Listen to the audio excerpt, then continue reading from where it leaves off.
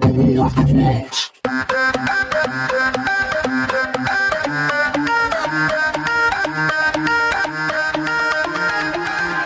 The War of the Worlds. Hello, I'm Barry from Belfast, so I am, and I'm going to talk you through this next chapter, which is what we saw from the ruined house. So it is. 2. What we saw from the ruined house. After eating, we crept back to the scullery, and there I must have dozed again. For when presently I looked round, I was alone. The thudding vibration continued with wearisome persistence. I whispered for the curate several times, and at last felt my way to the door of the kitchen. It was still daylight, and I perceived him across the room, lying against the triangular hole that looked out upon the Martians. His shoulders were hunched, so that his head was hidden from me. I could hear a number of noises almost like those in an engine shed, and the place rocked with that beating thud. Through the aperture in the wall, I could see the top of a tree touched with gold, and the warm blue of a tranquil evening sky. For a minute or so I remained watching the curate, and then I advanced, crouching and stepping with extreme care amid the broken crockery that littered the floor. So you've got this sort of appreciation of nature, so you have in this chapter, and he looks out through his triangular hole there, doesn't he? And he sees the absolute beauty of nature with the tranquility and the warm blue of the evening sky and the top of a tree touched with gold. So you've got this the wonder of nature, but also the fear of what's happened to them. So this contrasting theme of nature, such as it is, and also the invasion of the Martians as well. Just a quick wee note then about the curate there. So as he's laid there or hunched over, so you can't see his head. I mean, even the description of him hunched over, there's something very, very ineffective about the man. He's sort of just hunched over, so you can't even see his face or his head. So I think that's worth noting as well as part of the characterization of the curate. There's something even in the way he sits that sort of paints him in a very ineffective way. I touched the curate's leg, and he started so violently that a mass of plaster went sliding down outside and fell with a loud impact. I gripped his arm, fearing he might cry out, and for a long time we crouched, motionless. Then I turned to see how much of our rampart remained. The detachments of plaster had left a vertical slit open in the debris, and by raising myself cautiously across a beam, I was able to see out of this gap into what had been, overnight, a quiet suburban roadway. Vast, indeed, was the change that we beheld. The fifth cylinder must have fallen right into the midst of the house we first visited. The building had vanished, completely smashed and pulverized, and dispersed by the blow. The cylinder lay now far beneath the original foundations, deep in a hole, already vastly larger than the pit I had looked into at Woking. The earth, all round it, splashed under the tremendous impact. Splashed is the only word, and lay in heaped piles that hid the masses of the adjacent houses. It had behaved exactly like mud under the violent blow of a hammer. So what you've got there then is you've got the combination of a simile as well as a metaphor. So you've got the metaphor then of splashed, and the house being, the earth being splashed, which is that metaphor, it's almost like a liquid. But also the simile there, it had behaved exactly like mud under the violent blow of a hammer. So you've got that simile and the metaphor working together there as an overall figurative package to create the effect that the Martian cylinder has absolutely devastated and annihilated the house that they're in. So it has. Our house had collapsed backward. The front portion, even on the ground floor, had been destroyed completely. By a chance, the kitchen and scullery had escaped, and stood buried now under the soil and ruins, closed in by tons of earth on every side save towards the cylinder. Over that aspect, we hung now on the very edge of the great circular pit the Martians were engaged in making. The heavy beating sound was evidently just behind us, and ever and again a bright green vapor drove up like a veil across our peephole. The cylinder was already opened in the center of the pit, and on the further edge of the pit, amid the smashed and gravel-heaped shrubbery, one of the great fighting machines, deserted by its occupant, stood stiff and tall against the evening sky.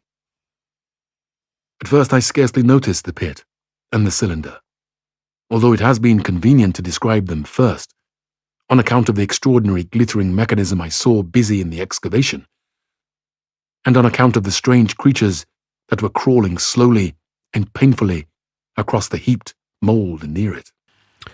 So we can assume there that it's an anaphoric reference there to the gravitational pull there on Earth that's making the Martians so slow and so painful and sluggish, which we heard back at the very beginning of the book 1.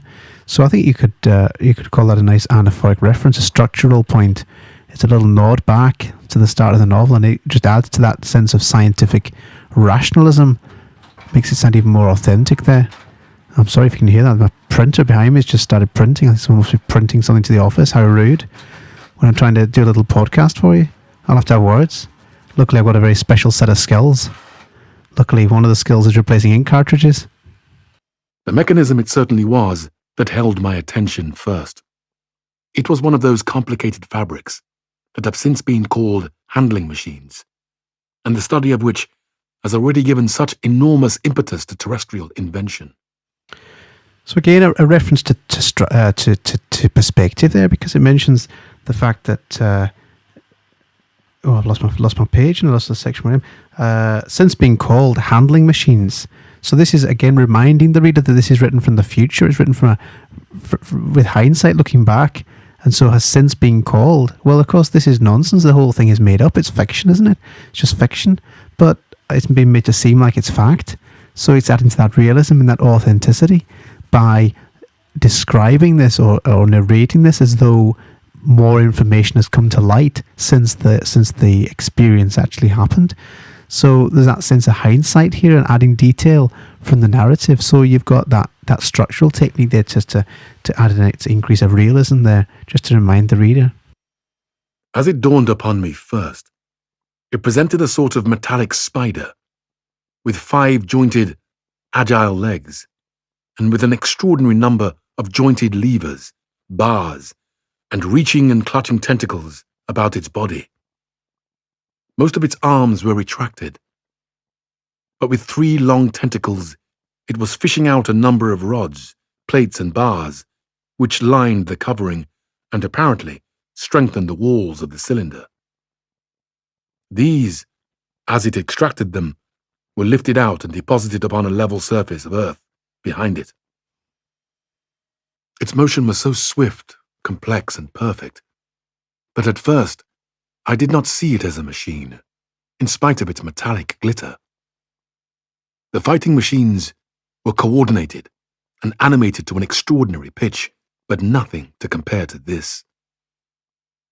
People who have never seen these structures have only the ill-imagined efforts of artists or the imperfect descriptions of such eyewitnesses as myself to go upon, scarcely realize that living quality. And what H.G. Wells is doing here is he's trying to increase that sense of realism, and he's doing it by, directly addressing the reader by saying things like eyewitnesses as myself to go upon. So he's referring to himself there using that first person pronoun, myself, and he's reminding the reader that you need to see all of these things. Seeing is believing, and if you've never seen such a thing, then you'd have to go on the eyewitness accounts or the ill-imagined efforts of artists or imperfect descriptions of such eyewitnesses and myself. Reminding the reader, well, what it does is it's giving that sense that this is real, isn't it? This is something beyond just this narrative. But of course, it's not. These things don't exist, and I'm not sure what accent that was there, but it wasn't quite right. But they don't exist. These are just made up fictional characters. These are creations, character creations. And this is now the third machine that we've seen. I think is that right? The third, the fighting machine. We've had the flying machine, and now the handling machine as well. So another creation of the Martians in quite technical detail about how they work as well. I recall particularly the illustration of one of the first pamphlets to give a consecutive account of the war. The artist had evidently made a hasty study of one of the fighting machines, and there his knowledge ended. He presented them as tilted, stiff tripods, without either flexibility or subtlety, and with an altogether misleading monotony of effect. The pamphlet containing these renderings had a considerable vogue, and I mention them here simply to warn the reader against the impression they may have created. So this again is H.G. Wells blending fact with fiction here, and it adds to that sense of realism. And what you've got here is the fact that when this was first written and published in 1898, it was published in Pearson's magazine as a sort of serialized account, just given chapter by chapter. And one of the illustrators had drawn one of the fighting machines. You'll find all this in the footnotes and the appendices at the back. I'm not sure where my voice has gone. I think I'm from Belfast, but I've travelled around a bit, and I've moved to. I lived in Glasgow for a bit, so I think that maybe explains my accent a little. But if you look at the back, you'll see it's a reference to Pearson's magazine. He didn't like the illustration that was made for him in Pearson's magazine, and he's actually writing about that in this later publication as an actual novel, which didn't happen till about a year later. So you can see quite easily, I think, how he's actually blending real events, and he's actually making fun of the original publication of this very book that he's writing. I mean, how meta is that? The meta the better, I say, and this is very, very meta. They were no more like the Martians I saw in action than a Dutch doll is like a human being. To my mind, the pamphlet would have been much better without them. At first, I say, the handling machine did not impress me as a machine, but as a crab-like creature with a glittering integument, the controlling Martian whose delicate tentacles actuated its movements, seeming to be simply the equivalent of the crab's cerebral portion. Just look at the scientific lexis there of the whole thing. I mean, it seems very, very convincing and very, very scientific in the way it's portrayed, and it's not to be sneezed at. So I think you've got this the language here is very scientific. It adds to the sense of realism, the way in which this creature has clearly been quite methodically thought out by H.G. Wells. Bear in mind, this is not a real creature. This is just something purely in his imagination. It's got quite detailed technical description here. But then I perceived the resemblance of its grey-brown, shiny, leathery integument to that of the other sprawling bodies beyond, and the true nature of this dexterous workman dawned upon me. With that realization, my interest shifted to those other creatures, the real Martians. Already I had had a transient impression of these, and the first nausea no longer obscured my observation. Moreover, I was concealed and motionless, and under no urgency of action. They were, I now saw, the most unearthly creatures it is possible to conceive. So notice now how H.G. Wells has withheld this information all the way through, that actually what the Martians look like themselves. And now we're getting this, almost near the end of the book really, we're getting this detailed description. So look out for this next section and look at the kind of detail that we described, because he's got a unique vantage point. He's in the house looking through this triangular aperture, this wee hole in the wall of the broken house, where they can look unobserved, that they can look out at the Martians and see them at very close quarters, and so they can see what they look like, and therefore he can narrate to us an unprecedented level of detail describing these Martian creatures. They were huge round bodies, or rather, heads, about 4 feet in diameter, each body having in front of it a face. This face had no nostrils. Indeed, the Martians do not seem to have had any sense of smell. But it had a pair of very large, dark-colored eyes, and just beneath this, a kind of fleshy beak. In the back of this head or body, I scarcely know how to speak of it, was the single tight tympanic surface, since known to be anatomically an ear, though it must have been almost useless in our denser air. So because this is giving us new information at this point in the book and describing the Martians in such detail, I think this is highly likely to come up in the exam because it's got that very... it just feels to me as an extract they might pick because it gives such a detailed description that's so rich in language and technique describing the Martians themselves, which are obviously pivotal to the whole book and understanding the whole novel. So if we just have a wee look over some of the details here, and I do apologise, my voice has changed a wee bit here, but I found the Belfast a little bit too tricky for me, so I've gone back to Glasgow again. I found it a wee bit easier. So we've got this very, I would call it an incongruous description, because it doesn't quite make sense. You've got these 4 foot round heads with no nostrils and a face, so like a great huge 4 foot ball with a face on the front. So I suppose imagine a great big beach ball with a face on it, with no nostrils, but a pair of very large dark coloured eyes, and just beneath this a kind of fleshy beak.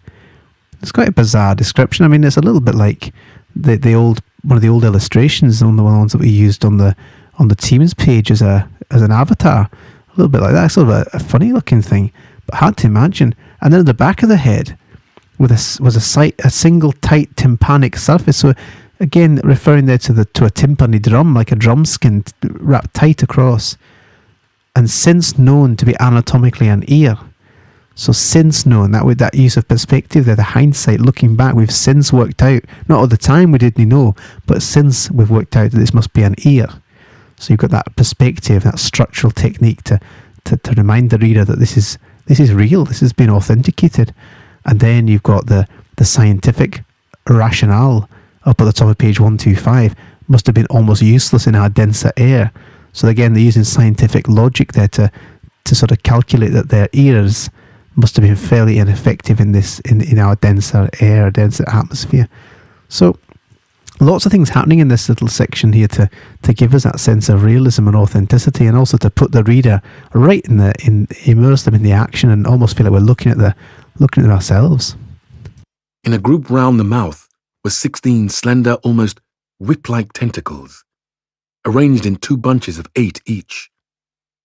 These bunches have since been named rather aptly by that distinguished anatomist, Professor Howes, the hands.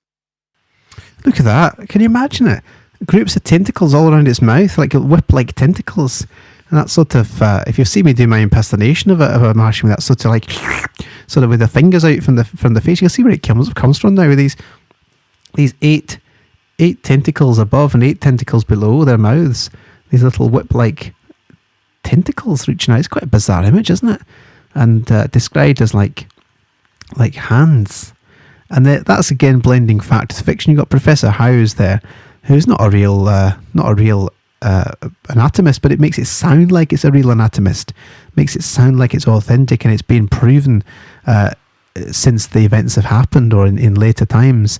So always adding that sense of reality and realism. But of course, Professor Howes is no more real than anybody else, no more real than the narrator. They're all just characters, but made to seem like it's a real thing, like we're supposed to believe it. Even as I saw these Martians for the first time, they seemed to be endeavouring to raise themselves on these hands.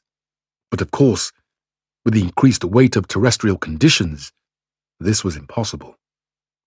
There is reason to suppose that on Mars they may have progressed upon them with some facility. The internal anatomy, I may remark here, as dissection has since shown, was almost equally simple. The greater part of the structure was the brain, sending enormous nerves to the eyes, ears, and tactile tentacles. Besides this were bulky lungs, into which the mouth opened, and the heart and its vessels. The pulmonary distress caused by the denser atmosphere and greater gravitational attraction was only too evident in the convulsive movements of the outer skin. So you've got the scientific lexis to describe the creatures, and I think it's worth pointing out as well at this point that you've got at the top of that paragraph, you've got a mere remark here, as dissection has since shown. Well, there's a couple of things there. So the clause "I may remark here" is a reminder that this has been written with hindsight, a reminder this has been written as a sort of a pseudo real account. And when I say pseudo, I mean like fake. It's made to seem real when of course it's not. So I may remark here, that's that bit. And then as dissection has since shown, well, that's reminding us that this is supposed to be written with hindsight, looking back, and the fact that they'll have had anatomists like the supposed Professor House analysing these Martians. Now, of course, this isn't real. There is no aftermath because it didn't happen. It didn't happen at all. So all you've got is the actual accounts as they are. But H.G. Wells makes it seem like it's a real event that has since been analysed and scrutinised. Well, much like the transient creatures in the drop of water in the microscope, I suppose. But it's just an interesting point to make, and that's a structural point, because you've got the use of the personal pronoun I. Okay, that's a language point. But you've also got the structure of the narrative voice and the narrative reminder that this is a retrospective hindsight narrative, as dissection has since shown. And this was the sum of the Martian organs. Strange as it may seem to a human being, all the complex apparatus of digestion, which makes up the bulk of our bodies, did not exist in the Martians. They were heads, merely heads. Entrails they had none. I'm sure you'll have spotted this yourselves, but you've got more hyperbaton there. You've got entrails had they none, which is reversing the word order, and that's so we normally would say they had no entrails, but entrails had they none. It pushes the word entrails to the beginning of the sentence, the beginning of the clause, and none at the end. So it's hyperbaton, hyperbaton,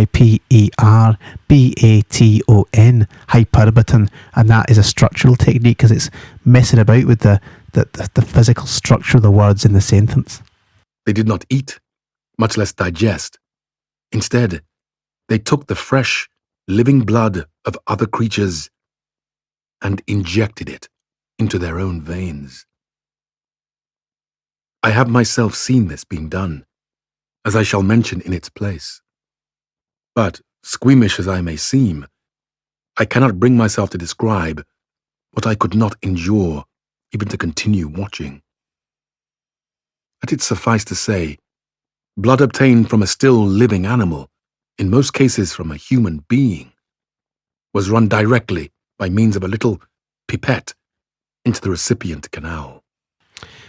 And so the intelligent reader started to put two and two together at this point, don't they? And they're thinking about the fact that we know in the previous chapter, or what was it this chapter? I can't remember. It must have been the last chapter, where they put them in the baskets there. So is that right? Let me just check. Oh, it is the last chapter. Gathering people up and put them in the basket that it carried behind its back, over its back like a workman's bag. And so the intelligent reader, as we are, is already thinking, well, this is what they're feeding on. So when they're injecting the blood of other living creatures, it's no doubt the ones that they're harvesting on their backs that were being described here. So what H.G. Wells is doing is also withholding information a little bit. He says he won't tell us in detail because he can't endure even to continue, or he couldn't endure even to continue watching, never mind to describe what it is. And yet actually he sort of does do that. So he's saying, I'm not going to tell you, but then I do tell you. So there's a bit of withholding information to create tension, and then he gives us the answer anyway. But the use of ellipses there after canal suggests that there's more to be said, but of course he's holding back because it's too horrific. He can't bear to actually tell us all about it. And well, that's a structural technique, I suppose, isn't it, withholding information there. But I think there's also the language of actually things like the word little pipette and recipient canal. It's quite sinister. It's quite unsettling, isn't it? The fact that the blood from our already bodies has been taken out and transfused into these Martian creatures. The bare idea of this is no doubt horribly repulsive to us. But at the same time, I think we should remember how repulsive our carnivorous habits would seem to an intelligent rabbit. He just can't help himself, can he, old H.G. Wells? We've seen this before when all the way through the book, he likes to compare how we behave to animals to the way the Martians have behaved to us. So always sort of trying to justify the actions of the Martians. But there's a new word I'd like to give you, which is called ameliorate. Ameliorate. And it means soften or sort of, make softer. So I think what he does is, and I'll spell it in a second, but I'll just give you some more context. He sort of ameliorates the actions of the Martians by comparing them to the actions of humans and the way we treat subordinate creatures such as a rabbit or bees or wasps or these kind of things. So ameliorate just means to soften or to make it a little bit nicer. So ameliorate, AMELIORATE,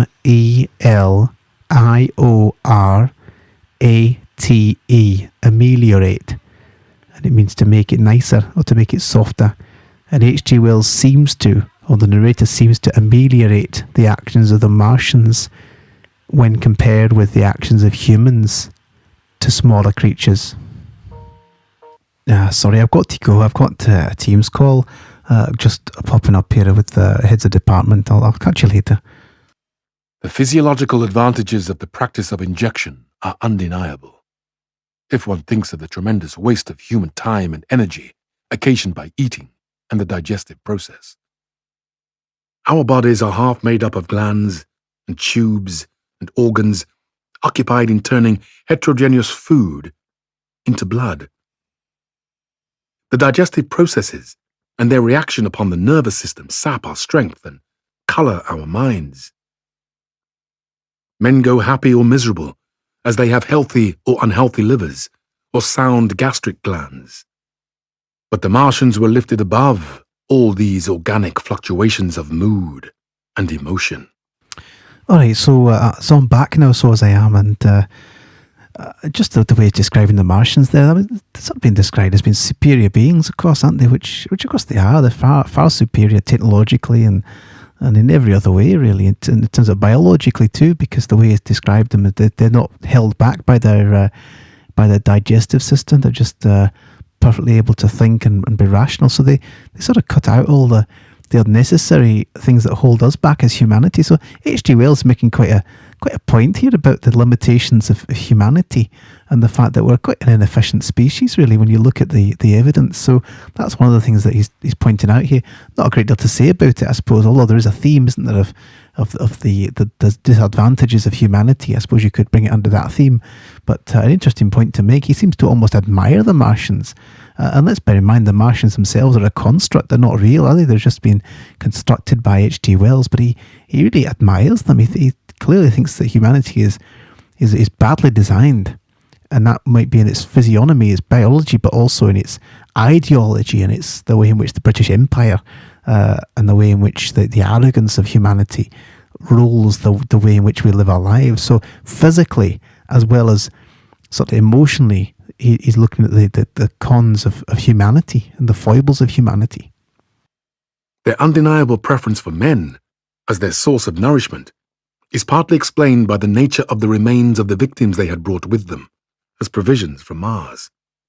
These creatures, to judge from the shriveled remains that have fallen into human hands, were bipeds with flimsy, silicious skeletons, almost like those of the silicious sponges, and feeble musculature standing about 6 feet high and having round, erect heads and large eyes in flinty sockets. 2 or 3 of these seem to have been brought in each cylinder, and all were killed before Earth was reached. It was just as well for them, for the mere attempt to stand upright upon our planet would have broken every bone in their bodies. So not only have you got the scientific lexis here, just reinforcing that logical sense of science that we have here and the fact that this could be real. So that's a language point. But you also have the perspective point. You have the point that he says that to judge from the shriveled remains that have fallen into human hands, what that means is that since this is all blown over, and the time in which this narrative took to write, that of course experts have since looked at the bodies of and excavated the cylinders that landed. And so you've got this sort of fake pretend realism here that makes it sound like a real event that's happened, a documentary almost. So you've got this fact being presented as fiction being presented as fact. And I think that's well worth looking at from a structural point of view. So that's perspective again, and that's the line that you want to be looking at there is the one that says, these creatures to judge from the shriveled remains that have fallen into human hands. And that means since the event, they've been analysed. Well, of course they haven't really, because there's no creatures to analyse, but he's making it sound like they have and making it sound more realistic. And while I am engaged in this description, I may add, in this place, certain further details which, although they were not all evident to us at the time, will enable the reader who is unacquainted with them to form a clearer picture of these offensive creatures. In 3 other points, their physiology differed strangely from ours. Their organisms did not sleep, any more than the heart of a man sleeps, since they had no extensive muscular mechanisms to recuperate, that periodical extinction was unknown to them. They had little or no sense of fatigue, it would seem. On Earth, they could never have moved without effort, yet even to the last, they kept in action. In 24 hours, they did 24 hours of work, as even on Earth is perhaps the case with the ants. Look, he's back again with the ants again. He loves those ants, doesn't he, H.G. Wells? And he's just comparing it to, making it sound more realistic by saying that there are things out there that are like this. There are creatures like the ants that don't seem to sleep. They don't seem to have that shutdown that we need to have. So he's sort of saying, well, perhaps in other planets, that's how creatures do live. And that's how creatures do function. In 24 hours, they can do 24 hours work. And so he makes a very salient point, a very valid point. And it's again sort of wonder and admiration for these Martians and it's like disapproval really of humanity's inefficiency. And that really comes across here. So he's sort of mocking humanity's ineffectiveness really and sort of, inefficiency. So what I'd do with that, I wouldn't just make that point by itself. I'd link that back to context, and I'd link that back to the way in which the British Empire was sort of inefficient and bloated and really corrupt and ruining the world in many respects. So I'd link it back to context if I could, because it's not really a strong point in itself. It links more to context than language or structure. In the next place, wonderful as it seems in a sexual world, the Martians were absolutely without sex, and therefore without any of the tumultuous emotions that arise from the difference among men. A young Martian, there can now be no dispute, was really born upon Earth during the war, and it was found attached to its parent, partially budded off, just as young lily bulbs bud off, or like the young animals in the freshwater polyp. So he's very keen to relate things back to the natural world on Earth and how things do function on Earth. He takes a lot of inspiration from biology and from naturalists like Charles Darwin, I imagine, and so the people around at the time in the late Victorian period who were interested in botany and biology. And he's sort of saying that these are again one of the inefficiencies of humanity is the reproductive system. And what he's saying here is the Martians, they didn't have that. They're completely asexual and they just sort of reproduce by being budded off, as is italicized at the bottom of page 126, like lily bulbs bud off, or like the young animals in the freshwater polyp. So he's taking examples from the real natural world and saying, well, why not? Why not have creatures that can do that in other planets? It's a perfectly efficient system. It's not held back by emotion or physical handicap. So he's kind of admiring, but also at the same time mocking humanity's inefficiency. In man, in all the higher terrestrial animals, such a method of increase has disappeared. But even on this earth, it was certainly the primitive method. Among the lower animals, up even to those first cousins of the vertebrated animals, the tunicates, the two processes occur side by side. But finally, the sexual method superseded its competitor altogether. On Mars, however, just the reverse has apparently been the case. It is worthy of remark that a certain speculative writer of quasi-scientific repute, writing long before the Martian invasion, did forecast for man a final structure not unlike the actual Martian condition. His prophecy, I remember, appeared in November or December 1893 in a long, defunct publication, the Pall Mall Budget, and I recall a caricature of it in a pre-Martian periodical called Punch. He pointed out, writing in a foolish, facetious tone, that the perfection of mechanical appliances must ultimately supersede limbs. The perfection of chemical devices, digestion, that such organs as hair, external nose, teeth, ears, and chin were no longer essential parts of the human being, and that the tendency of natural selection would lie in the direction of their steady diminution through the coming ages. The brain alone remained a cardinal necessity. Only one other part of the body had a strong case for survival, and that was the hand, teacher and agent of the brain. While the rest of the body dwindled, the hands would grow larger. I don't know what you think about this, but it gets a bit tedious at this point. I think it gets a bit monotonous. And what he was referring to there when he says that a certain speculative writer of quasi-scientific repute, he's referring to himself as H.G. Wells. He did write a lot of non-fiction as well as his fiction books.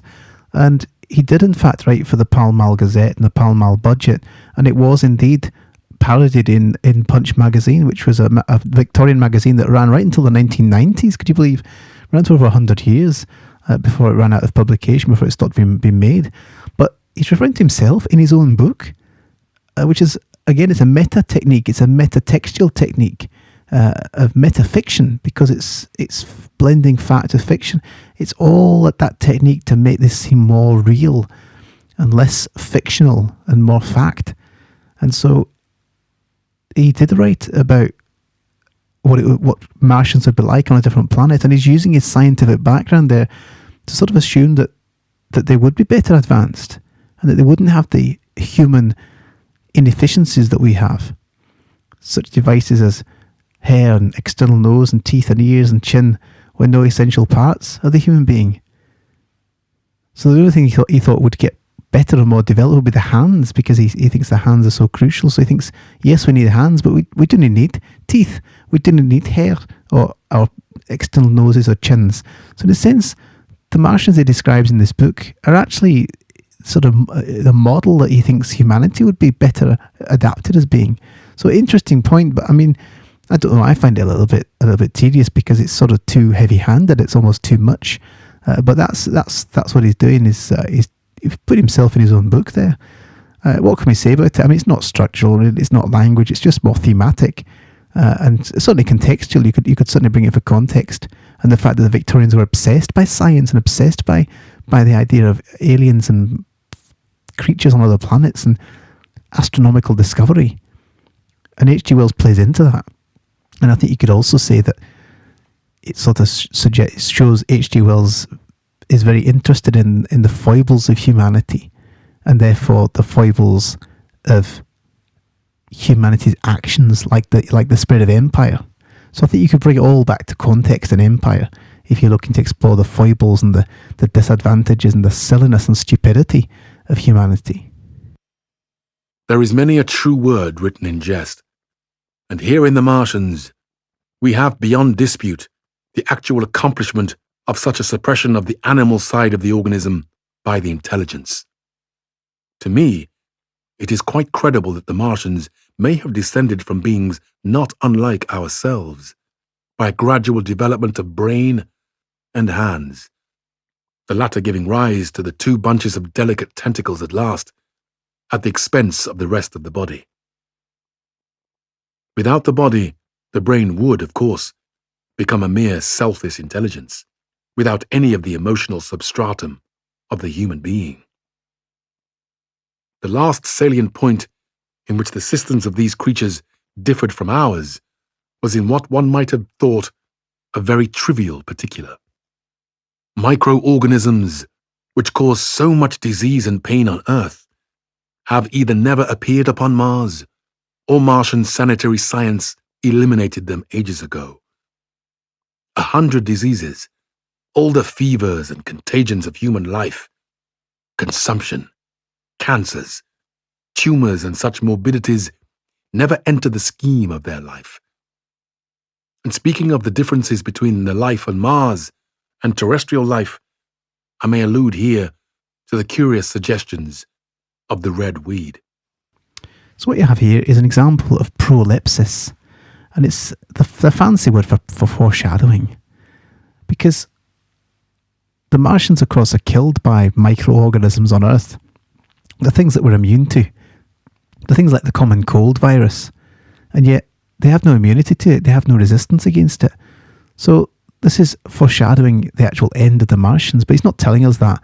He's just explaining to us that on their planet they have no need for microorganisms, and so therefore they have no resistance to it. So you can call it foreshadowing, and that's a structural technique.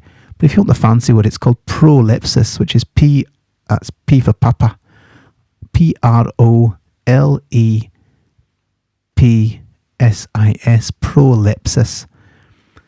And it just means foreshadowing. It just means thinking ahead, looking ahead at something that happens later on. So it's seeding the idea that because they've got no resistance and immunity to microorganisms, that's why they ultimately die by the end of the book. Apparently, the vegetable kingdom in Mars, instead of having green for a dominant color, is of a vivid blood red tint. At any rate, the seeds which the Martians intentionally or accidentally brought with them gave rise in all cases to red-colored growths. Only that known popularly as the red weed, however, gained any footing in competition with terrestrial forms. The red creeper was quite a transitory growth, and few people have seen it growing. For a time, however, the red weed grew with astonishing vigor and luxuriance. It spread up the sides of the pit by the 3rd or 4th day of our imprisonment, and its cactus-like branches formed a carmine fringe to the edge of our triangular window. And afterwards, I found it broadcast throughout the country, and especially wherever there was a stream of water. So this is a detailed description of the first detailed description we get of the red weed, which is quite an important symbol in the novel. And it's this comes under language. It's a language point because it's symbolism. And the red weed is sort of symbolic of the Martians themselves, because the red weed, of course, it too is Martian. It's Martian vegetation, and it too is aggressive in the way it spreads and the way it conquers new territory. And it's fast growing. It overwhelms the earth, and it kind of shows two things really. It symbolises the ferocity and the aggressiveness of the Martians themselves, and of course the redness is important there because the red has that significance and symbolism of danger and attack and something that's very, very dangerous. But it also highlights the fragility of the Earth's ecosystem, because very quickly the Earth is overwhelmed by this new invader, just as the humans are too, overwhelmed by the invaders. And yet ultimately, of course, we know that the red weed succumbs to the microorganisms, just as the Martians themselves do. So it's symbolic because it actually represents the Martians themselves. It sort of foreshadows what happens to them. So there's more prolepsis here, because what happens to the Martians happens even faster to the red weed. It's killed by the microorganisms before the Martians themselves are. So it's all foreshadowing, prolepsis, to hint at what happens by the end of the book. The Martians had what appears to have been an auditory organ, a single round drum at the back of the head body, and eyes with a visual range not very different from ours, except that, according to Phillips, blue and violet were as black to them. So in another attempt to make fiction read like fact, this Phillips doesn't he exist? As far as I know, he doesn't exist.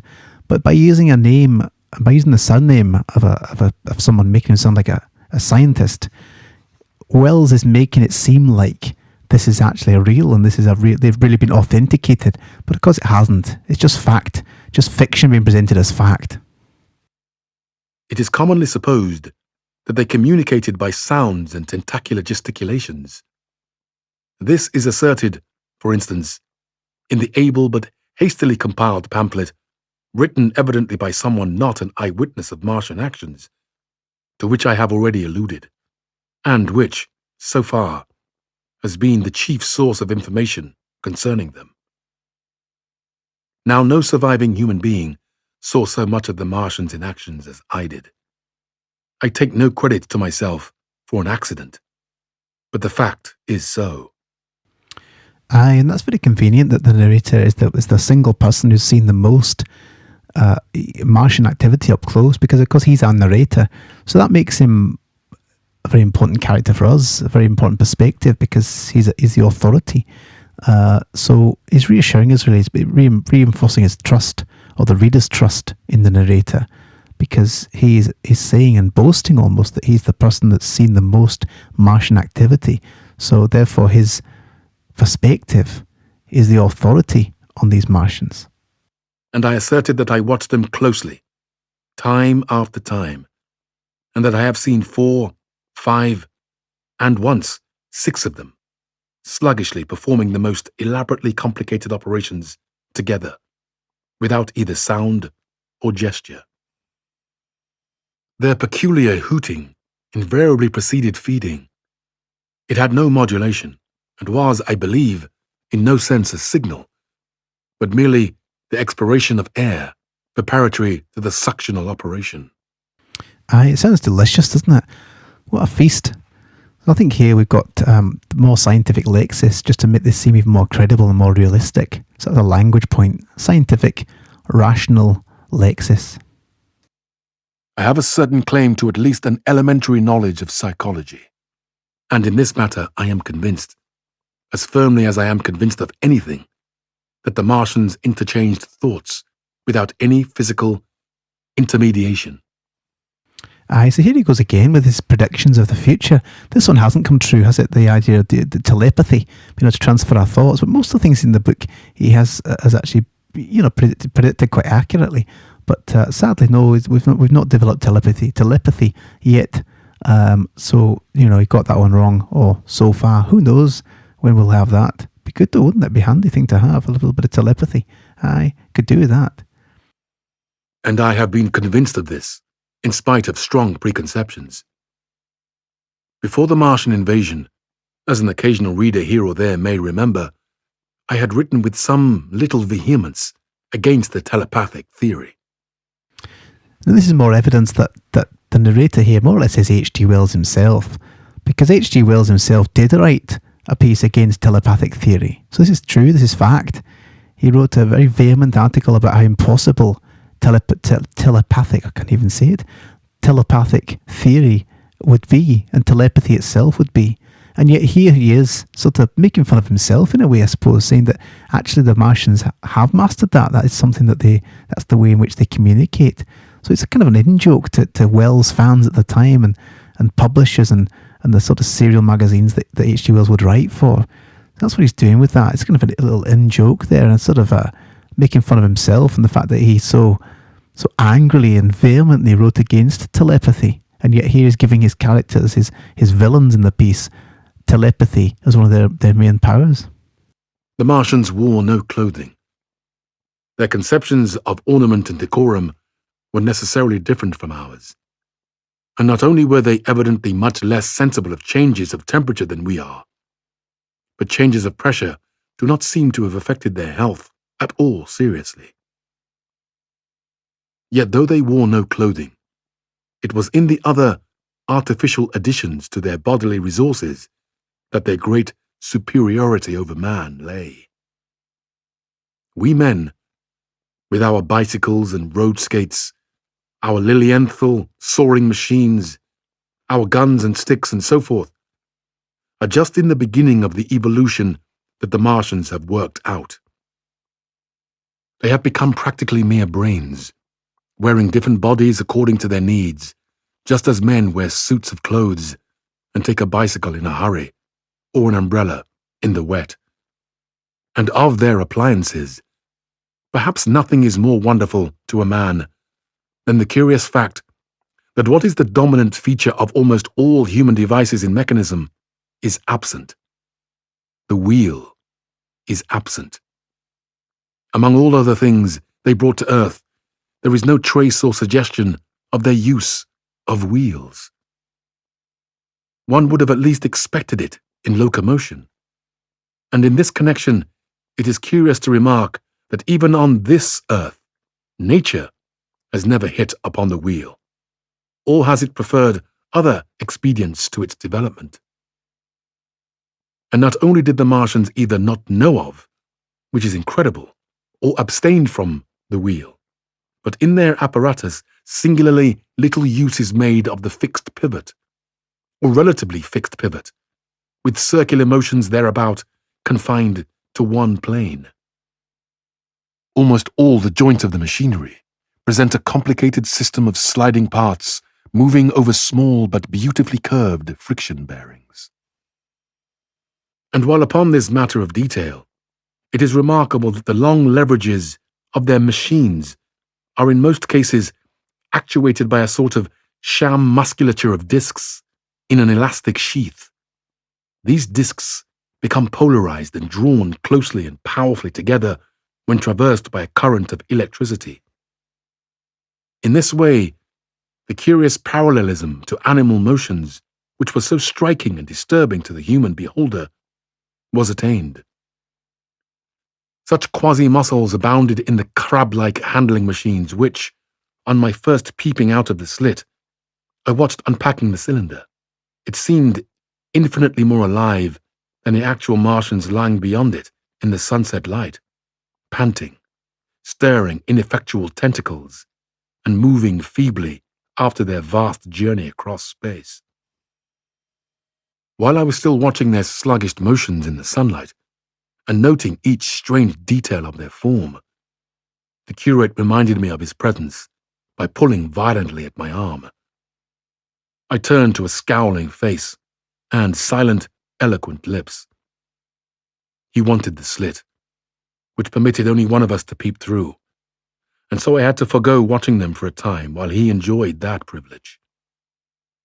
When I looked again, the busy handling machine had already put together several of the pieces of apparatus it had taken out of the cylinder into a shape having an unmistakable likeness to its own. And down on the left, a busy little digging mechanism had come into view, emitting jets of green vapor and working its way round the pit, excavating and embanking in a methodical and discriminating manner.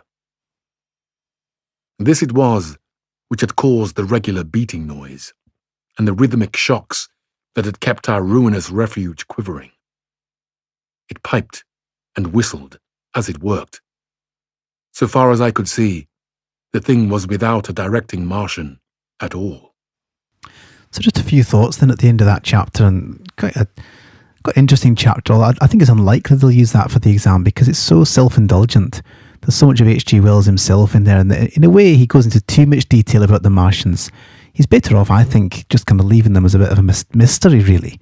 I think he overdoes it a bit. He over-eggs the pudding, as it were, with this one. So, I don't know. It's not one of my favourite chapters, but there's some things to say about it. I think one of the key things he does, when he talks about the fact that there's no wheels, the Martians don't rely on wheels, whereas opposed to humanity is built on the wheel, on the sort of discovery and invention of using wheels in transport, but also in mechanism as well, and mechanics.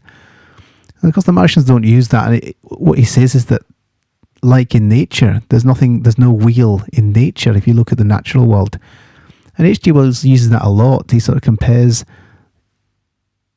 Martian life to natural life on Earth, and sort of looks at the way in which the natural world actually does a lot of things differently to humanity, and perhaps humanity got it wrong, whereas the Martians have got it right. So there's an admiration there, and I think by using the natural world on Earth and things that we do associate with, we can't argue with that. That the fact is that there are no wheels in nature. So he's got a point, and therefore it makes it seem more rational and more realistic, and it's hard for us to argue with that. So it seems more real and more factual and less fictional. So that's one point I want to take away. And the other thing I thought was interesting is this handling machine that he's looking at through the slit in the ruined house. And the handling machine, I mean, he mentions that they sort of put these different mechanisms on like a suit.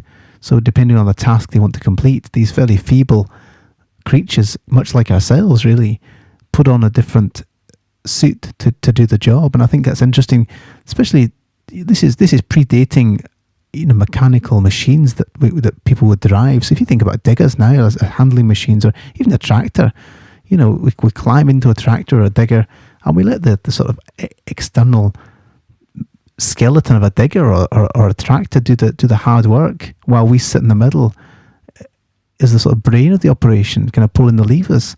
And it's very interesting. And I mean, on a very basic level, it's predicting, foreshadowing tanks. But also, I think you could extend that to any mechanical vehicle, really. It's quite prophetic when you think about what he's achieved here. And in many ways, we have gone on that path, and we have evolved in that direction. We do now jump into different vehicles, different machines to get different jobs done. And so he's quite accurate with that. Just an interesting point to make. And you might make it as a contextual one if you wanted to, if it came relevant in the exam. But as I said, I don't think this chapter would come up, just because it's so different to the rest, and it's so, I don't know, it reads a bit self-indulgent to me, but, you might think differently. And that's it for this chapter, so hopefully that was helpful, and see you again for the next chapter, Chapter 3, The Days of Imprisonment.